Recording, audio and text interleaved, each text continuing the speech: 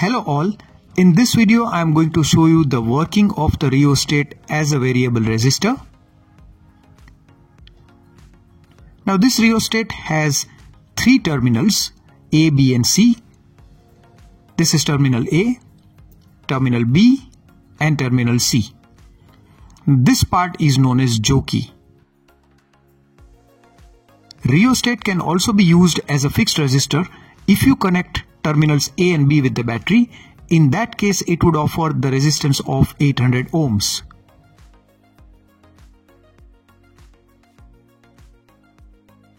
So if you connect terminals A and C with the battery, you can slide the jockey towards left or right and change the resistance accordingly. For this experiment, I have taken an ammeter which can read up to 1 ampere. Please note, ammeter is always connected in series with the battery. This is battery eliminator, which takes in 230 volts AC voltage in and converts it into DC voltage up to 12 volts. So 230 volts AC voltage flows in and you can set the output AC voltage as per your need. Currently the knob is at 6 volt, so the output DC voltage is 6 volts. We have also used connecting wires with crocodile pin or alligator clip. So let's connect and start the experiment. The positive terminal of the battery is always connected with the positive terminal of ammeter.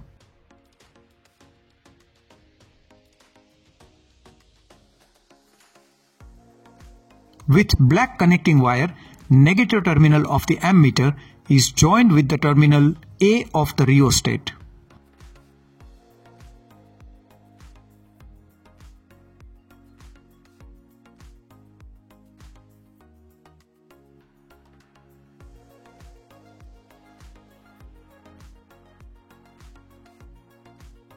Now we shall connect terminal C of the rheostat with the negative terminal of the battery.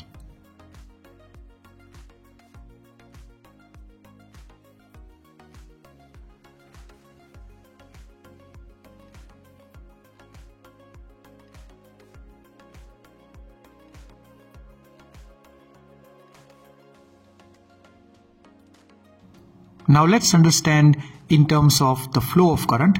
So the current is going to come out of the positive terminal of the battery and it will go inside the red positive terminal of the ammeter. Then it is going to come out like this and it is going to go inside the terminal A of the rheostat. Then it is going to pass through few number of turns. It will come out of the jockey through terminal C and again the current will go back into the negative terminal of the battery, which makes the circuit complete.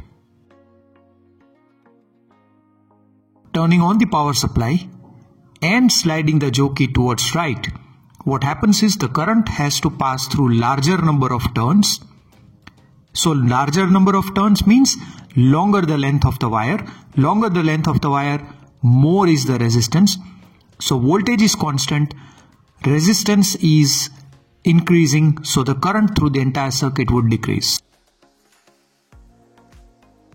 So let's have a closer look at the ammeter. On sliding the jockey towards right, number of turns increases, length of the conductor increases, resistance increases, hence there is a decrease in the current. Sliding the jockey towards the left, towards terminal A, we are noticing that the current in the ammeter is increasing. There you can see. It is due to the current has to flow through the lesser number of turns, lesser the length of the conductor, lesser is the resistance. Again sliding it towards the right, more the length of the conductor, more the resistance, voltage is constant, so lesser is the current.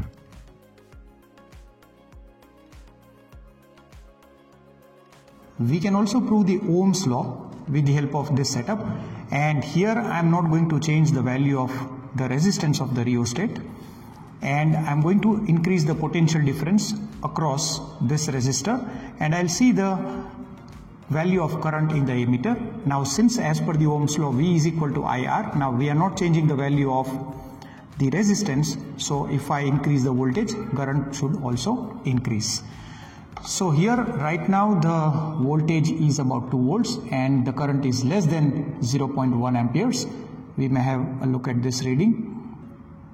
Now on increasing the voltage from 2 to 4, we are seeing the rise in the current. Again 4 volt to 6 volts, we are seeing the increase in the current, 6 to 8, and then 10, and finally 12 volt. So if I keep on increasing the value of the, you can see that the voltage right now is 12 volts and this is the maximum current for this given set of resistance.